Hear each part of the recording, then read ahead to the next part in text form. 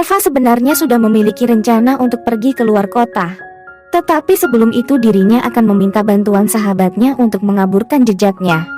Reva merasa sangat was-was, sebab dirinya mengenal betul bagaimana sifat ayahnya. Saat mengetahui fakta bahwa dirinya melarikan diri, sudah dipastikan jika ayahnya pasti akan mencarinya dengan segala cara. Walaupun itu artinya ia harus menjungkir balikan kota ini. Reva kini sudah tiba di depan pintu flat kecil yang berada di perumahan padat penduduk. Ia pun mengetuk pintu flat tersebut dengan cukup keras sembari berkata, "Esther, ini aku. Apakah kau bisa membukakan pintunya? Ada sesuatu yang ingin kusampaikan padamu." Tak lama, pintu rumah tersebut pun terbuka dengan celah kecil. Seakan-akan pemilik rumah yang membukakan pintu memang harus memeriksa terlebih dahulu. Apakah memang itu Reva yang ia kenal atau bukan? Namun, saat sudah memastikan jika yang bertamu di dini hari tersebut memanglah Reva, Esther pun membuka pintu dan berkata, "Masuklah." Tentu saja Reva masuk dan duduk di ruang keluarga yang hanya memiliki sedikit sekat untuk memisahkan dengan ruang makan dan dapur. Esther tidak segera bertanya, ia memilih untuk membuatkan minuman hangat dan menyajikannya untuk Reva. Setelah Reva meminumnya, saat itulah Esther pun bertanya, "Apa sekarang kau tengah melarikan diri?" Esther pun melirik pada tas yang memang berada di samping Reva.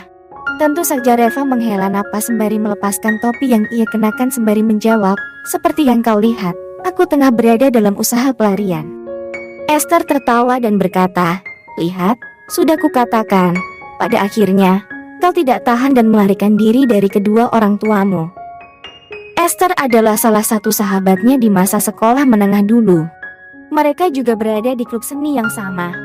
Hanya saja, orang tua Reva tidak terlalu menyukai Esther. Perkara Esther tak lain adalah anak panti asuhan. Kedua orang tua Reva selalu menekankan bahwa Reva hanya boleh bergaul dengan kalangan menengah ke atas. Namun, Reva tidak bisa melakukan hal itu. Ia berteman akrab dengan siapapun, termasuk dengan Esther. Bahkan bagi Reva, Esther adalah teman yang paling dekat dengannya. Sesekali Reva keluar dari rumah untuk bersenang-senang dengan Esther secara sembunyi-sembunyi dari kedua orang tuanya. Reva sangat dekat dan mempercayai sahabatnya ini. Karena itulah, kali ini Reva datang untuk meminta bantuan dari Esther. "Aku ingin meminta bantuanmu. Aku ingin pergi ke luar kota, tetapi aku ingin jejakku sama sekali tidak bisa ditemukan. Aku tidak ingin sampai kedua orang tuaku kembali menemukan keberadaanku," ucap Reva membuat Esther mengangguk. "Aku akan membantumu, tapi kau tahu sendiri pekerjaanku tidak menghasilkan banyak uang. Jadi, kau harus menyiapkan biaya transportasi dan biaya jasa tambahan yang mungkin muncul nantinya. Karena aku juga harus meminta bantuan dari temanku," ucap Esther membuat Reva yang mendengarnya mengangguk. Reva mengeluarkan amplop tebal berisi uang tunai. Ia memang sudah mengambil uang tersebut dari simpanan di rumah sekaligus mengambil uang dari kartunya. Reva tahu jika dirinya perlu menyiapkan dana tunai selama pelarian. Penggunaan kartu hanya akan membuat pergerakannya bisa dibaca dan membuatnya bisa dengan lebih mudah tertangkap. "Apa ini cukup?" tanya Reva mengeluarkan sejumlah uang hingga meletakkannya di hadapan Esther. Esther tampak terkejut melihat sejumlah uang yang sudah diberikan oleh Reva.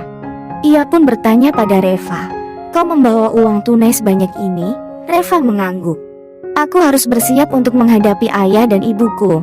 Aku tidak boleh meninggalkan jejak, karena itu hanya akan membawaku lebih cepat kembali ke dalam cengkraman mereka." "Lalu, sekarang bagaimana? Apa aku bisa pergi sekarang juga?" tanya Reva. Esther terdiam sejenak sebelum bertanya balik, "Apakah sudah memastikan bahwa sebelumnya tidak ada yang mengikutimu hingga tempat ini? Lalu di mana kau menarik uang ini?" "Tenang saja, aku tidak meninggalkan jejak. Aku juga mengambil uangnya dari tempat yang jauh. Jadi, aku yakin jika pun berusaha untuk mencariku, mereka pasti memerlukan waktu yang cukup lama," jawab Reva. Esther mengangguk mengerti. La pun mengambil uang yang diberikan oleh Reva dan berkata, "Kalau begitu, mari pergi besok malam. Aku tidak bisa membantumu sekarang juga. Saat ini tinggal menghitung jam hingga fajar menjelang. Akan terlalu berbahaya jika kita bergerak di siang hari. Aku juga perlu menyiapkan semuanya dan meminta bantuan temanku." "Aku mengerti, maaf merepotkanmu," ucap Reva. Esther melambaikan tangannya dan berkata, "Tidak perlu sungkan. Kau bisa masuk ke kamar yang satunya. Kau bisa beristirahat, atau makan apapun yang ada di dapur. Kebetulan aku memang sudah berbelanja. Aku permisi dulu, aku harus menghubungi temanku. Setelah memastikan jika Reva masuk ke dalam ruangannya, maka Esther juga masuk ke dalam kamarnya sendiri. Ia menghubungi seseorang sembari membuka jendela kamar dan menyesap rokok yang baru saja ia bakar. Saat sambungan telepon terhubung, Esther pun menyeringai membuat dirinya tampak mencurigakan. Lalu dirinya pun berkata, "Aku memiliki pekerjaan untukmu."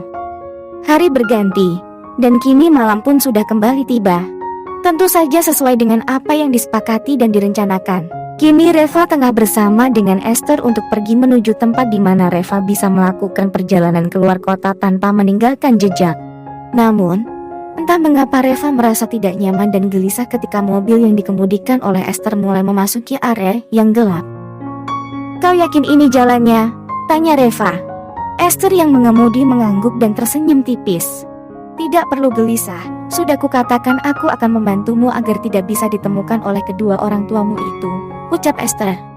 Lalu mobil pun tiba-tiba memasuki area perumahan yang belum sepenuhnya jadi, dan perasaan Reva semakin tidak enak.